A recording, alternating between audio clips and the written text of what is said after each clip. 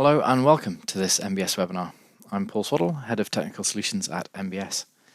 The subject today is understanding the draft Building Safety Bill released earlier this year. My aim in pulling together this presentation was to understand it myself, the context, the content and the impact of the bill and the related work of the Building Safety Programme and the outcomes of the Building a Safer Future review by Dame Judith Hackitt.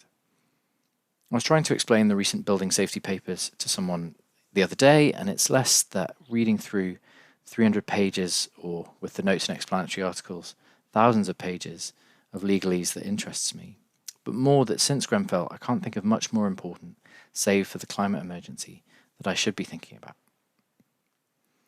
If this is of interest to you, then hopefully you'll also be interested in attending the Construction Leaders Summit on the 13th and 14th of October, which is free to attend. And our keynote speaker will be Dame Hackitt, and there's other really interesting content and panels. So visit thembs.com/events to register for that. I split today's presentation into 12 parts, which aims to provide a bit of context and some history of how the bill was developed, the content of the bill itself, and to focus on some of the key aspects, in particular the new regulator, including powers and sanctions, new roles, competence requirements, gateway stages, and the need for this golden thread of information.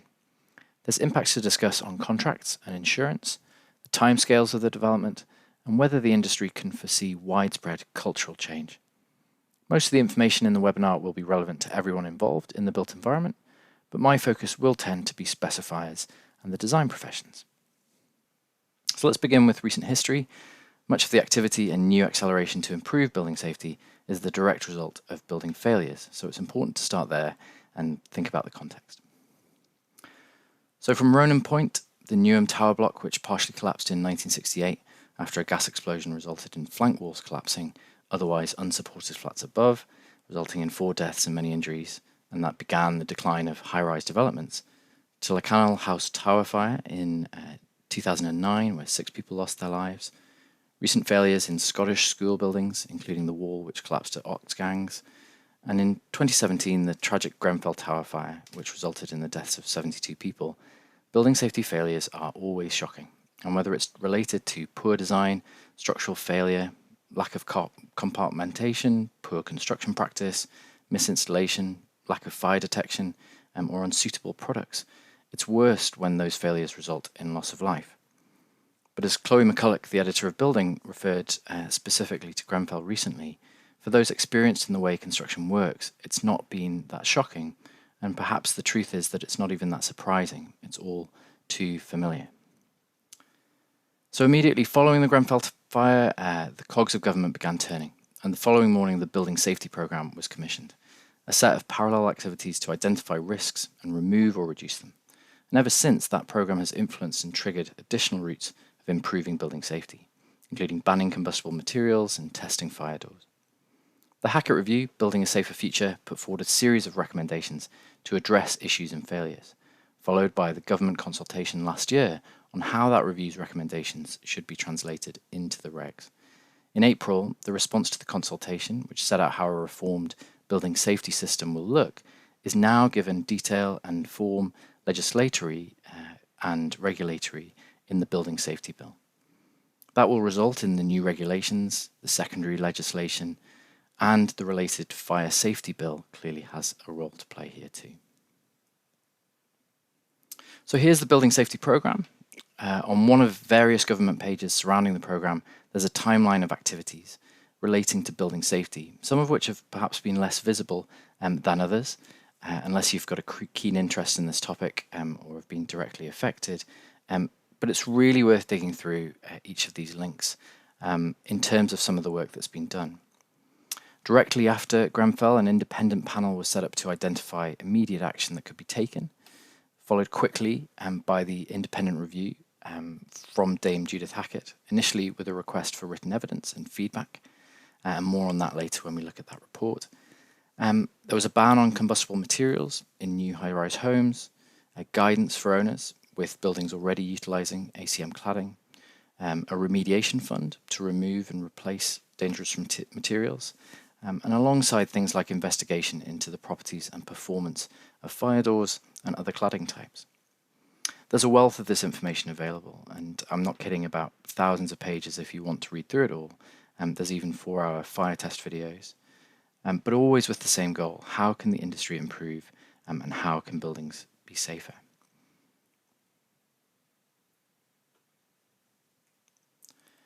And now, a few years on from its start, the programme is still underway. And you can follow a regular series of letters, including the Committee on Cultural Change in Industry, that demonstrates what's happening and highlights the best practice that's going on. You can also keep up to date with how much remediation and removal work has already taken place and what there is still to do, which 3 years on remains a lot. So the core foundation for much of what has followed is Dame Hackitt's review of building regulations and fire safety. So let's look at that. I can't recommend Building a Safer Future more highly, both in the interim report from December 2017 and the final report 6 months later, both of which are available to download from the gov.uk pages. They are packed with observations about the industry and recommendations, and become a really useful foundation for thinking about the draft bill and to improve the regulation and practice of building safety. Quote from this is that ignorance, indifference, lack of clarity on roles and responsibilities, and inadequate regulatory oversight have helped create a cultural issue across the sector, which can be described as a race to the bottom. There is insufficient focus on delivering the best quality building possible in order to ensure that residents are safe and feel safe. There's lots of guidance associated with the main documentation, and if you search for Hackitt Report, that's become its common name, but that's the link as well available on screen. The report made 53 recommendations and called on the government to create a more effective regulator and the accountability framework for oversight of building, to introduce clearer standards and guidance, to put residents at the heart of the system, and to help create a catalyst for that culture change and a more responsible built environment industry.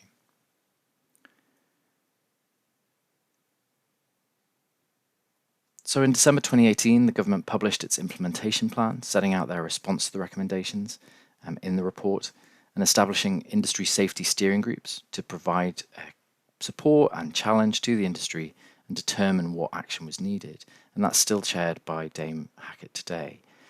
There was also an early adopters program to trial and test the implementation of recommendations and to share best practice. A number of companies, some of whom are MBS customers, were involved in that initiative. And alongside all of that have been continuous amendments and improvements and requests for improvement to the building regulations. So in June 2019, the government launched a consultation on the implementation plan, and ever since have been summarising their responses and the consultation on that report, alongside things like the impact assessment of the expected costs and impact on government and those involved in construction. From our perspective at MBS, it was positive to see the understanding in industry that the information that needed to be provided wasn't just graphical, but about the I in BIM, the data and the standards and properties in execution, which is often hidden in drawings, and that specification was mentioned in those responses. There was also positive feedback that BIM process was one of the tools to delivering better buildings.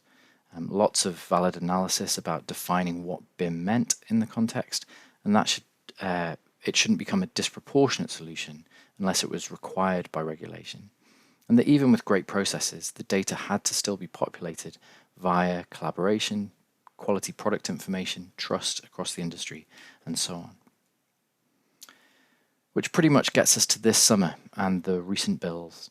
The response maintains the Ministry of Housing, Communities and Local Government's ambitions in seeking to address all of Dame Judith Hackitt's 53 recommendations. And the more stringent regime will apply to all buildings, especially residential and those that pose a risk to human life. Clearly, some of the projects are large developments and refurbishments, but it's important to note that the review and the bill are encompassing of the whole industry. Dame Hackitt herself says this isn't just for major contractors and the giant practices. This is for Tier 2, for the small works, subcontractors, anyone involved in the procurement, design, construction and operation of buildings. Dame Hackitt remains active in those steering groups for building safety and supports the content of the draft building safety bill, and has been very vocal in terms of saying that race to the bottom, the fragmentation, the passing the buck of responsibility has to stop. So let's take a look at the Fire Safety Bill, introduced earlier this year ahead of the draft Building Safety Bill.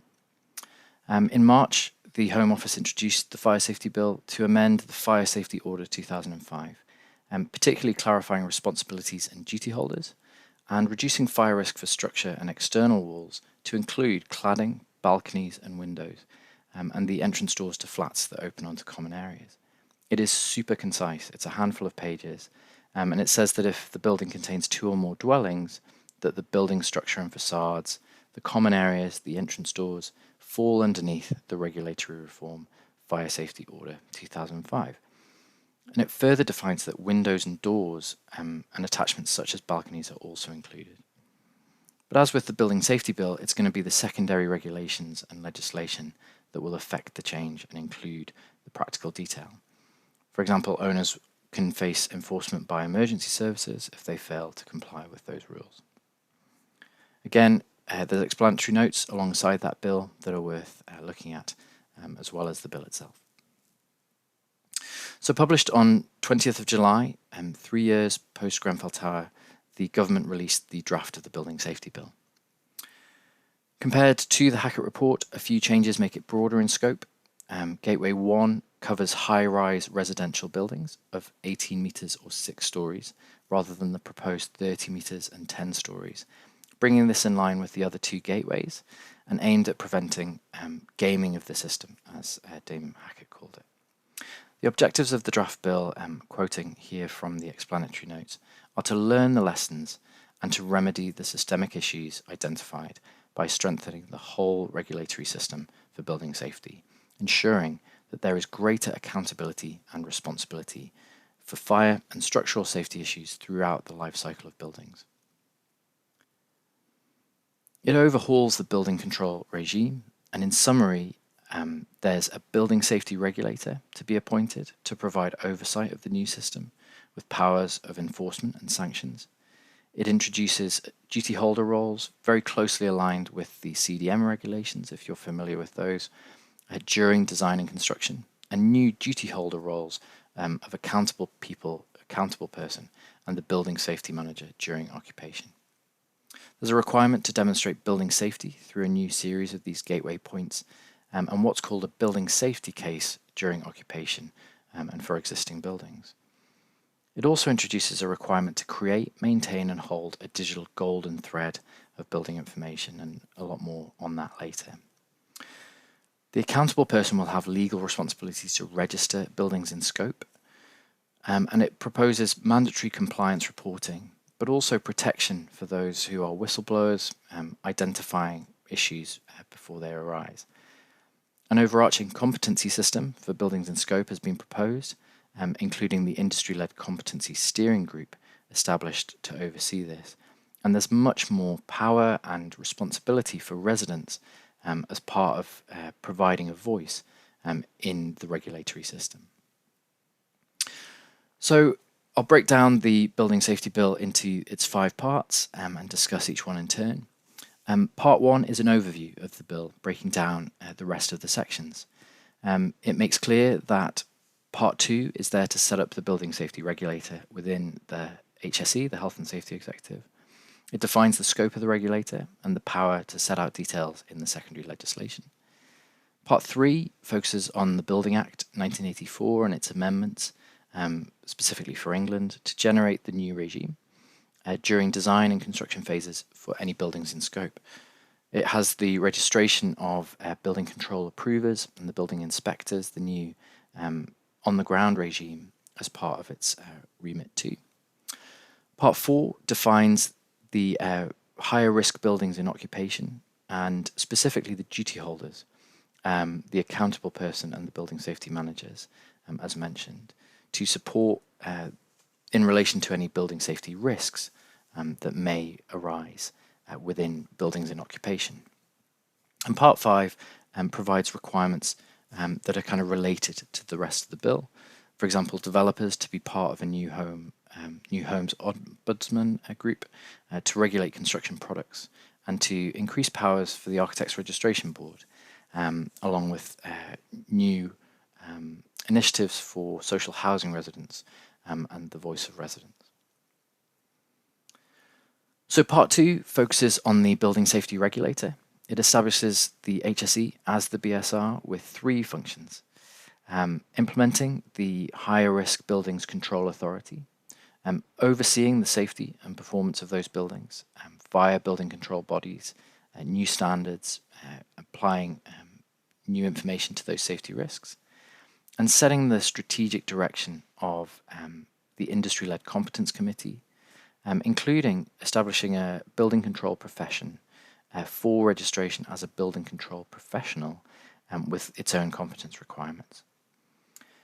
This part also includes 2 definitions for building safety risk and the higher risk building, and it creates the power for the Secretary of State for Housing, Communities and Local Government to amend both of those definitions in light of evidence or advice from the regulator. So the proposed regulations are likely to define higher risk buildings as covering multi-occupied residential buildings of 18 metres or more in height, or more than 6 stories, whichever is reached first. But clearly the power is there for the Secretary of State to expand that as required. Part 3 focuses around the Building Act 1984 and amending it to allow the Building Safety Regulator to be the building control authority for higher risk buildings, and removing some of the existing regulation and process there, to provide powers for building regulations to set out the detail. A lot of the detail of the bill will be in secondary legislation, and that includes things like the gateways regime and the named duty holders. And in addition, to put in place requirements for registration of the approved inspectors, who will now be building control approvers and building inspectors. And the Secretary of State also has the power, as advised by the regulator, to sanction or to act where a local authority is exercising below a standard expected, where they're coming up subpar. So they'll have the power to do that now. Part 4 is focused on occupation and the management of buildings already with occupied residents in them, putting in place requirements for how that safety is managed, and ensuring particularly that golden thread of safety information is handed over. It's called a building safety case in the case of an occupied building, and putting in place the requirements for the accountable person and the building safety managers who'll be working on behalf of those to maintain engagement with residents. And it puts obligations on the residents in relation to the safe management of buildings. One area that's proved most controversial, I suppose, is around the cost of these things and who takes on the cost of any amendments or requirements to building safety. The process of applying for a building assurance certificate will be the responsibility of the accountable person, which puts quite a weight of responsibility onto them. And there'll be more in terms of that when we think about competence and some of the insurance impact. Part 5 is related provisions, as mentioned, around the new Homes Ombudsman, the regulation of construction products, and specifically it's mentioning the competence of architects. The part is really about complementary provisions. The new Homes Ombudsman is going to be set up to require developers of new build homes to join that scheme. The construction products will be the creation of a list of products that are safety critical and those that aren't covered by the existing regime to be safe, and that will be defined in law. Disciplinary orders made by the Architects Registration Board will be listed alongside an architect's entry in the Register of Architects, and that a provision for the social housing complainant that have previously had to make their complaint via a designated person and wait for a long period of time, that requirement will be removed so that people can escalate directly to the Housing Ombudsman. And then there's a list of schedules related to the rest of the bill, including things like information sharing, cases of appeal, and new regulations around amending existing acts and things. So the bill is in draft form. It was published on the 20th of July to enable pre-legislative scrutiny. The Ministry of Housing, Communities and Local Government recognises that the response follows publication of the Fire Safety Bill, which was published in March, and so scrutiny is taken forward by select committees, and they launched a call for written evidence, which just recently closed. And so the committee will publish the report and their recommendations. I think it's due at the end of November. And the extent of those changes will dictate when the bill is ready. But the aim is for that to be as soon as possible in 2021. If everything goes as planned, the Ministry of Housing, Communities and Local Government have said that they can expect to achieve royal assent by the end of 2021. That will be alongside working to set up the actual regulator and on the transition across industry. So actually it's likely to be much longer than that in a way in terms of the development of things. So let's look at aspects of the Building Safety Bill in more detail. Specifically, let's start with the Building Safety Regulator. So the intention, forgive me there, of the Building Safety Regulator is to oversee the regulation of high-risk residential buildings.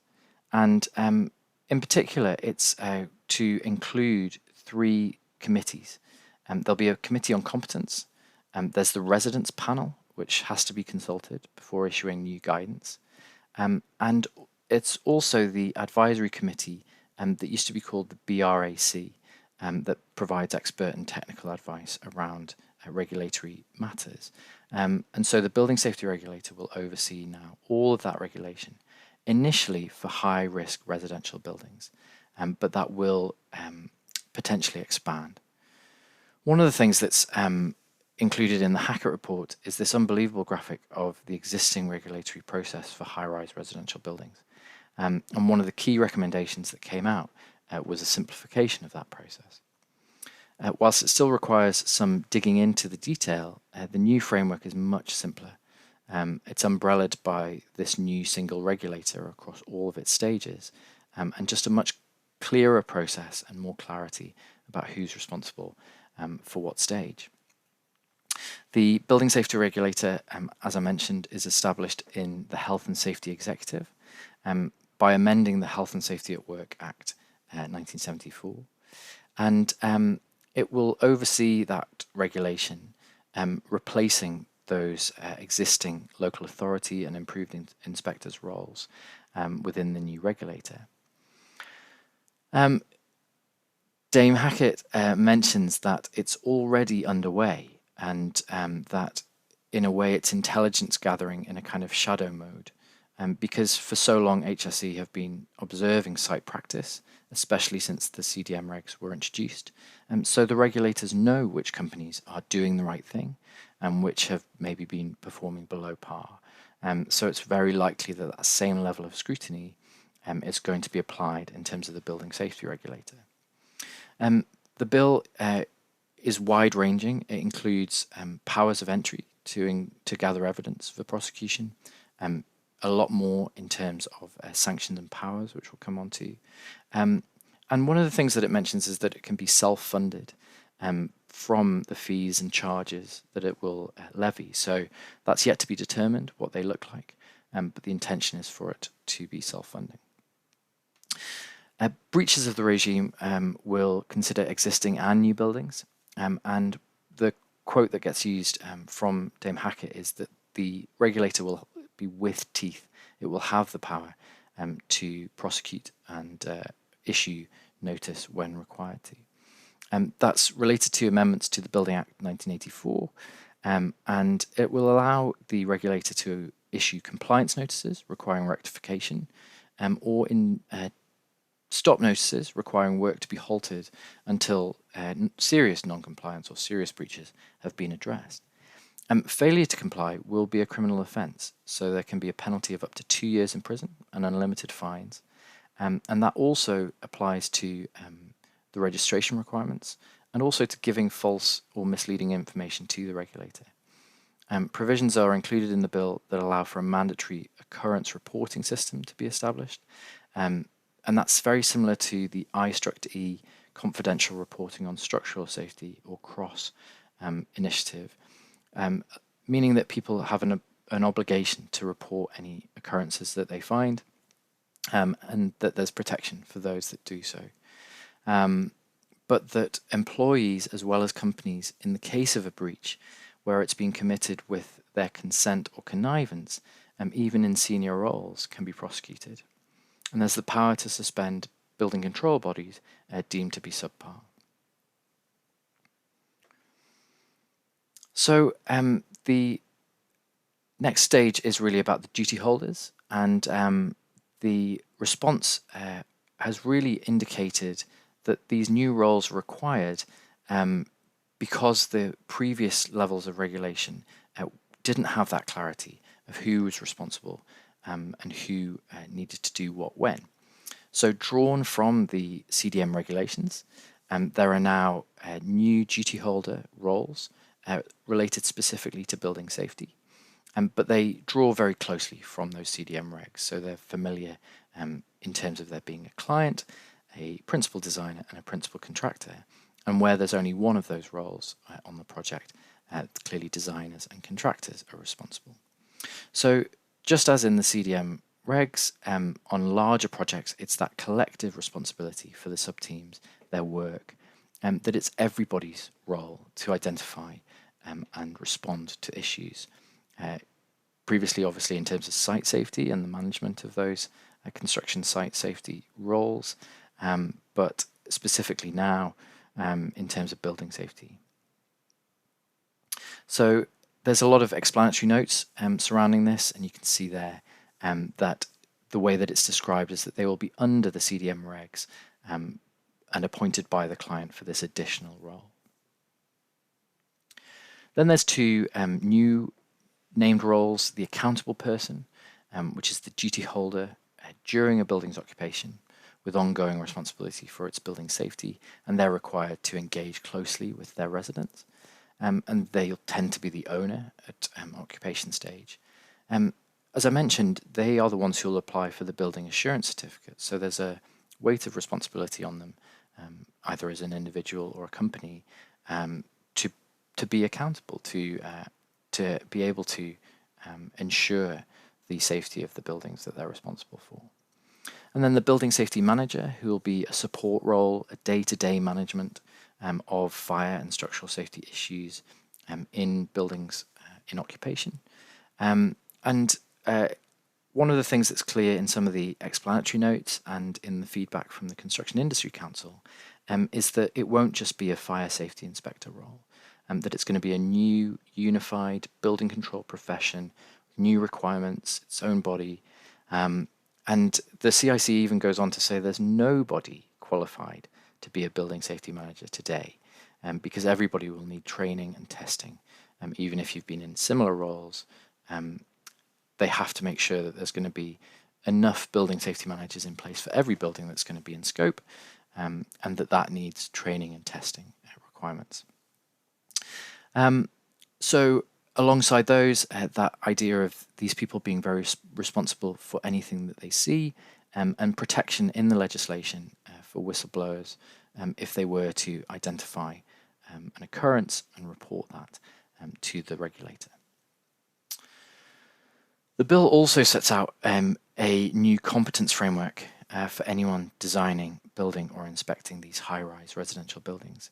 And new roles have a requirement around competence. Low levels of competence was one of Dame Judith Hackitt's principal criticisms of the industry, and the Construction Industry Council was given the remit of setting up the Competence Steering Group, and Graham Watts, who has been very vocal in terms of a lot of this process, is the chair of that steering group. And they've produced some fantastic information and a lot of really detailed look at competence across the industry. So as I understand it, there are two work streams. The first is around a new overarching competence body in the Building Safety Regulator, and that's about a common framework to ensure that everybody has the skills that's necessary. And then the second is around specific competencies.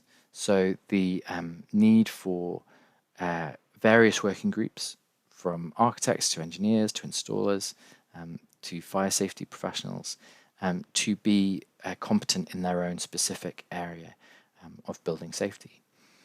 So that's mentioned specifically in the bill and was a principal criticism in Hackitt report in terms of construction being so poor compared to other industries that may have a common competency framework.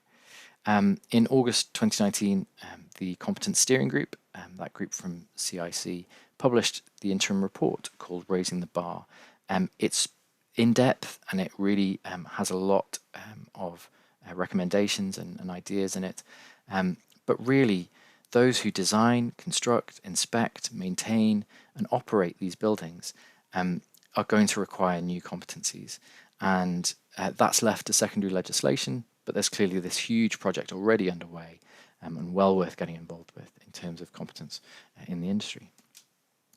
One of the reasons for that is this came from a recent building webinar, an extraordinary slide from Simon Lay at OFR Fire Consultants, that after the initial high-rise residential boom in the 1950s and 60s, almost no buildings of that type were constructed for about 30 years.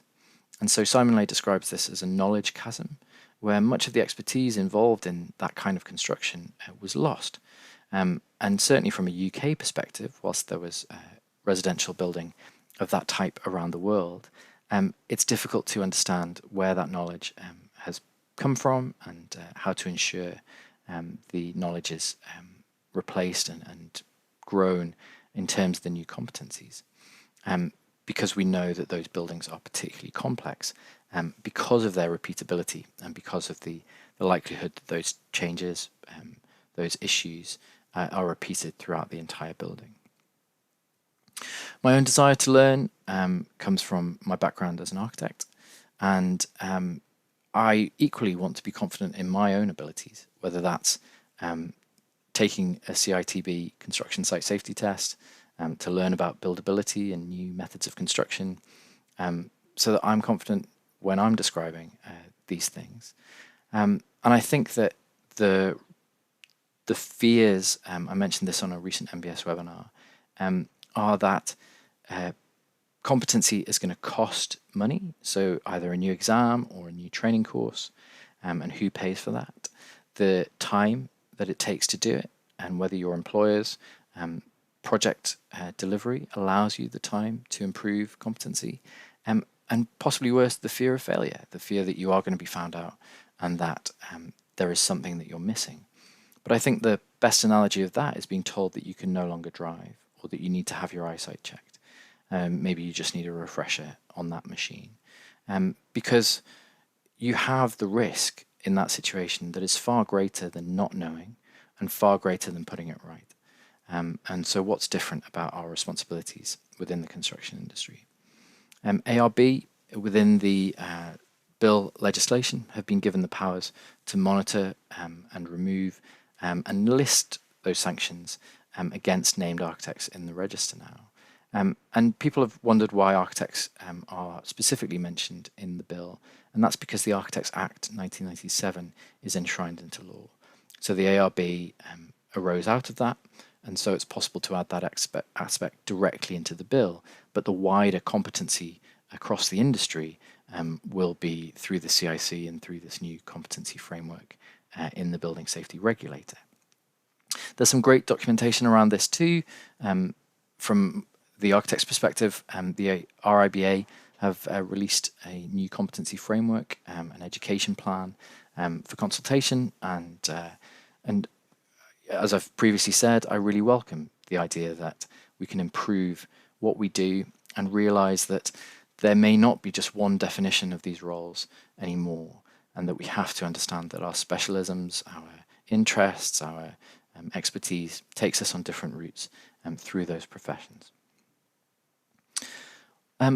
Related to competency is defining quality. One of the things that comes out in both the Hackitt report and related articles has been the difficulty around defining what quality actually means and putting that into specification. There's a really good cross-industry guide called Building in Quality from the RIBA, CIOB and RICS, specifically around a quality tracker and how do we define and make transparent that buildings are of a high quality and what that really means in practice. So let's have a look at the gateways, a key component of the new bill.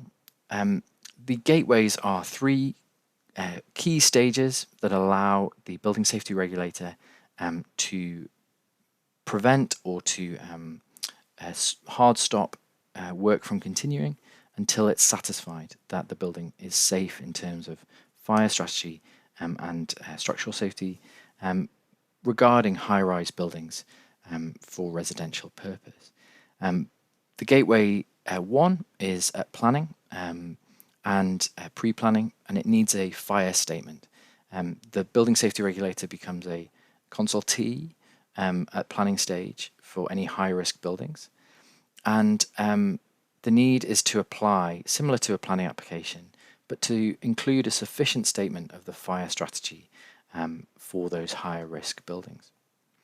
One of the issues here is conflict and consistency with the related government policies around permitted development, particularly around conversions of existing high-rise buildings into residential homes where they haven't previously been, where the resulting facades, the wall types, the fire doors, all of those equally need to be of a high quality, but they in theory don't need a fire statement at this stage before pressing ahead to construction. So presumably there's going to be a hard stop there in Gateway 2, but without planning scrutiny by the fire brigade, that needs clarification at Gateway 1. Gateway 2 is similar to the full plans stage, deposit of full plans, the initial building control stage, but the key wording here is before any construction work can take place on site. So the intention is that this is a construction gateway. Full plans are approved, signed off by the building safety regulator before work can start, and that the duty holder is responsible for submitting that information to the building safety regulator, aligned with those CDM roles, to demonstrate how the building, once built, will comply with building regulations requirements. And that is a hard stop, as referred to in that part of the explanatory notes and the bill, that construction cannot begin until the BSR is satisfied that the holder's design is safe. And so the secondary legislation, the requirements of the regulations, will define what that really means in practice. But that's a very clear gateway before construction can begin. And then Gateway 3 is about before anybody occupies that building. So the same information is developing across that project in an audit trail, with changes and the design and construction process being recorded and approved, and the information assessed at every stage. But all of the information, including the golden thread, is handed over to the accountable person. And then there's an approval by the building safety regulator to issue the completion certificate. As I understand it, prior to any occupation of the building, the regulator has to be satisfied that all the documentation and the completed golden thread of information has been handed over, and that those duty holders will then submit information before the building can be occupied. So the new regime is going to require designers and contractors and owners and operators of building to create and maintain a digital record of the building. So let's look at the golden thread of information and what that's referred to. This is also true for subsequent refurbishment of buildings, as well as new build. But one of the things that came out loudest in the review and the Hackitt report is this concern around the ineffective creation, maintenance, and handover of all information about building work, but particularly around fire safety and safety information generally, lack of clarity around changes that were made between design and the completion of construction, so the as-built record, what's happened on site, and that the building owner and very much the building occupants didn't have any easy access to the information about the building, and that it was difficult to ascertain what effect any changes during refurbishment might have on building safety based on design and construction information. So the core principle is that there's a transparency of information, this golden thread, held digitally, and to ensure that the original design intent are captured and preserved and can be used to support improvements and safety requirements across the life cycle of that building. Clearly, this relates to digital technologies, so both a core BIM process, but the digital technology to support it. That's going to be graphical drawn information, non-graphical data and properties, the standards, specification, contracts, performance information, schedules, testing certificate, execution instructions, and maintenance lists. And the compilation of all of that needs to be digitized and handed over electronically to allow its use long into the future. The golden thread of information is defined within the bill, within the explanatory notes at least, as fire and structural safety building information held digitally to specific standards. These standards will require robust information management and keeping the information up to date, and ensure that those responsible for the building have the required information to manage building safety throughout the life cycle. Equally, the information is given quite a lot of detail, but not enough compared to what will come out in the secondary legislation. And a lot of the feedback from industry was around defining exactly what the terms around golden thread of information, around the digital information means, in particular around uses of BIM and BIM process, which is referred to at level 1 in the documentation. From our perspective, even from the Hackitt report, at MBS, we've identified that there are two platforms that can be really useful in this context. The first is that creating a more robust and transparent view of construction products and their properties and their traceability is exactly what we're trying to do with MBS Source, our product information platform. And then a golden thread of information, without a doubt, the requirement of combining specification information with the modeling information is what MBS Chorus has been trying to do from a cloud-based specification perspective. And that's just from the recommendations of the Hackitt review. When we think about the relevance of source, it's also because of that area in the bill about construction products and their regulation, and the power to define what the key properties that have to be made available will be. So for those of you not familiar with MBS Chorus, this is just a screenshot from it, showing that we have not only clauses that allow you to fill in the specification information, but a wealth of guidance alongside. So authored by a team of technical authors at MBS, and helping and supporting best practice within the industry, with access to up-to-date standards and references within those clauses too. And then product information embedded into the MBS Chorus platform to allow you to make selections and to find accurate and up-to-date versions of product information.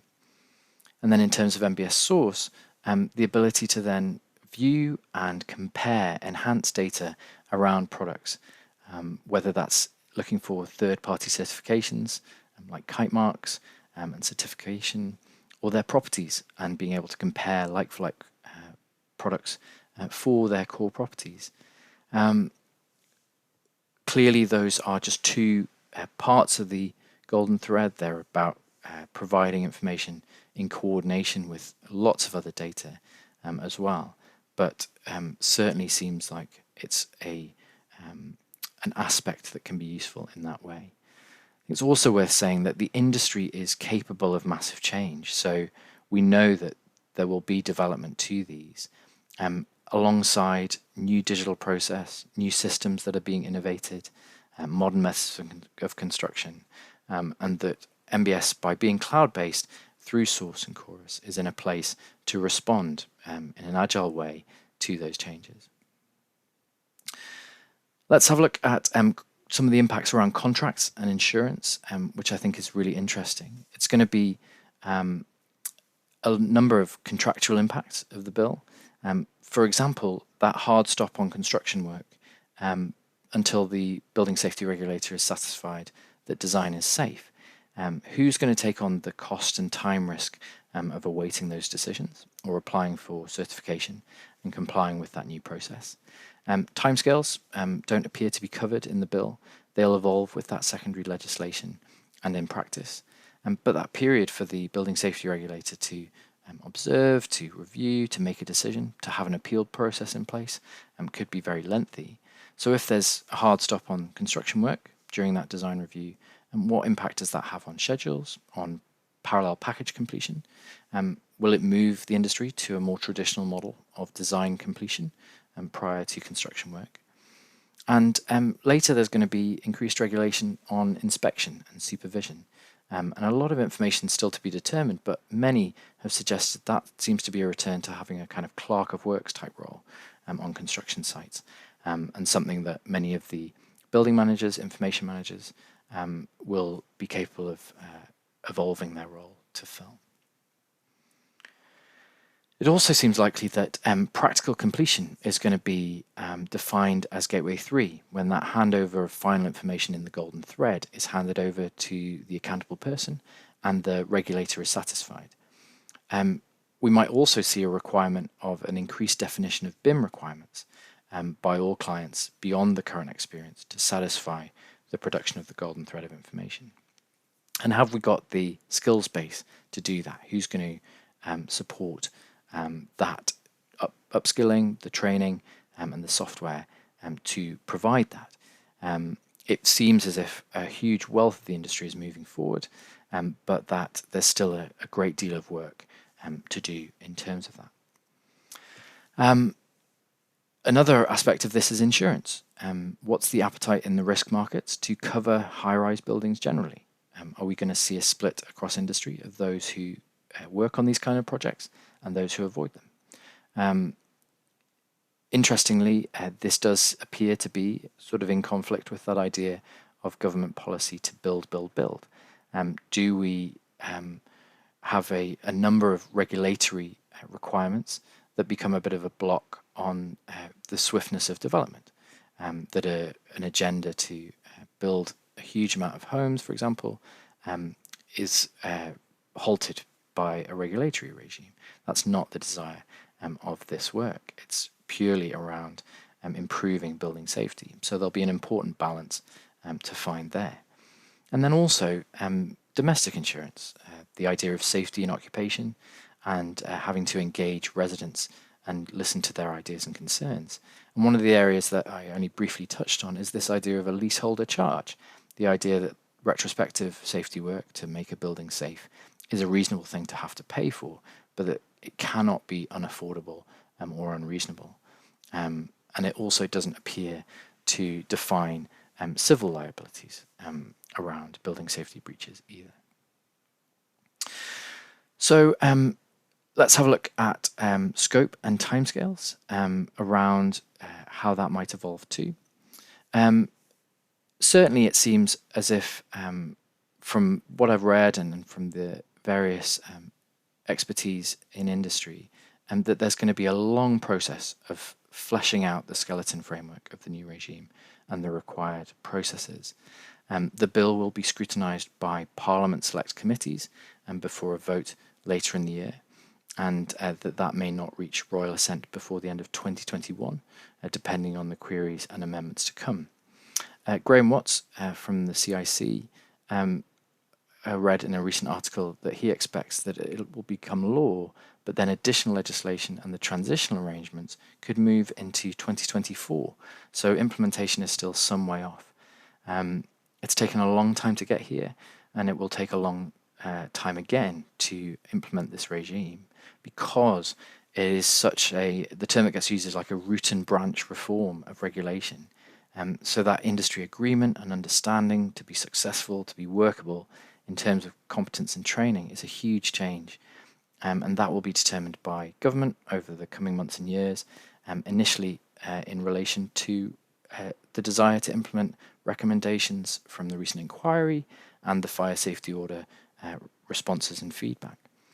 Graham Watts from CIC uses a really great analogy for this, which is the implementation of VAR in football, the video refereeing system, which was tested, it was introduced, it was retrialed, it was brought in gradually, moving into different areas and use cases, and still, maintains improvements that can be made, ways that it can be used differently, so that there's going to be this need for a transition period, but very likely the idea that this is going to expand as well.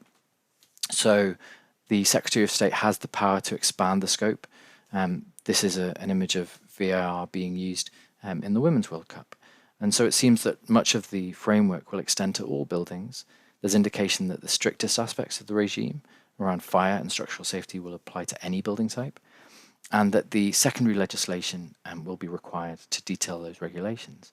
But high-rise buildings like offices and universities, and certainly those that have residents like hospitals and care homes, will likely be included in time.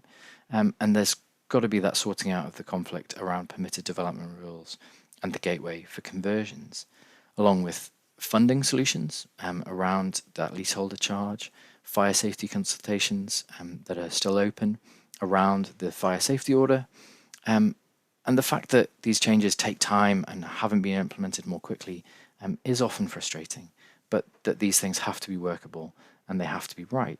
And the best companies are already moving forward and are already implementing enhanced levels of scrutiny on the work that they do.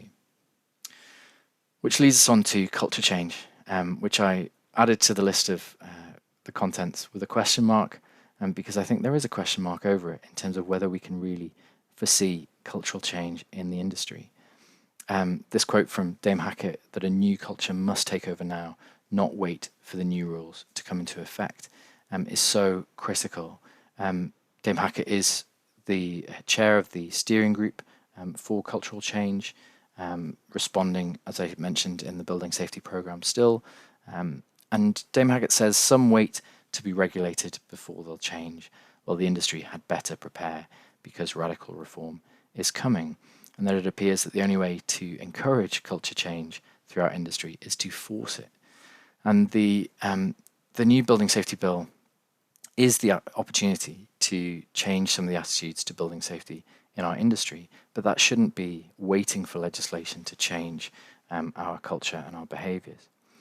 At the Quality in Construction Summit that I attended recently, Amanda Mackay told a story about someone responsible for a massive concrete pour as part of a nuclear waste containment that was due to start with a budget of millions of pounds. And the person walked into their supervisor's office and said, "We've made a mistake with the calculations," and were fully expecting to be fired on the spot. And instead they were given an award, because if the work had gone ahead, the potential risk of that concrete failing was far more significant, was billions of pounds of damage, was health damage and human risk, than postponing a piece of construction work for a few months to check that everything was exactly right. One of the reports reads that the safety of residents must become core to building properties, because uncomfortably for most it hasn't been. Safety and protection of life hasn't been the main criteria. Value engineering, cost cutting, product substitution, lack of specification, lack of competency, lack of inspection or supervision could all be causes of potential building safety issues. And as an industry, it's our responsibility now to move forward. So it's sad to see post-pandemic and the potential of a huge recession that this race to the bottom is occurring again. Underbidding getting worse, reports of bids that are ridiculous just to win revenue, to sacrifice any margin. How do we stop this low price culture where people are working to these incredibly thin margins, and what risks and estimations are happening behind closed doors just to win work and keep projects afloat that could occur as building safety risks in the future, and are likely to be there for the foreseeable future. So let's not have short memories. Let's think about what we could do differently. Let's work together to make the UK construction industry something to be proud of. And just as you would expect to go to sleep in the knowledge that your home is safe and that you feel safe, that should be the least that the construction industry provides for anyone and for everyone. As Dame Hackitt says, enough talk, now is the time for real change. Thank you very much.